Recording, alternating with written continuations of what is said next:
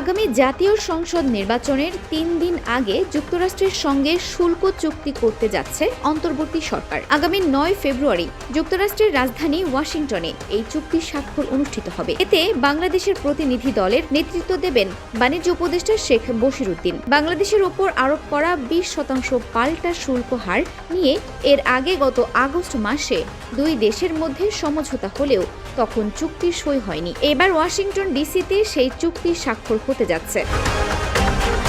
বাণিজ্য মন্ত্রণালয়ের সূত্র জানায়, যুক্তরাষ্ট্রের সঙ্গে চুক্তি করতে আগামী ৫ ফেব্রুয়ারি বাণিজ্য উপদেষ্টা শেখ বশিরউদ্দিন ও বাণিজ্য সচিব মাহবুবুর রহমান ঢাকা ছাড়বেন। তারা প্রথমে জাপান যাবেন।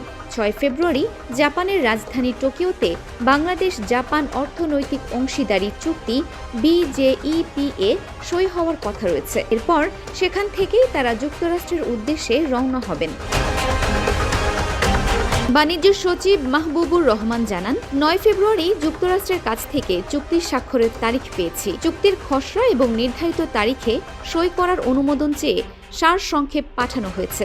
বর্তমানে ২০% শুল্ক রয়েছে। কিছু দেশের ক্ষেত্রে এই হার একই, আবার কিছু দেশের ক্ষেত্রে আরও বেশি।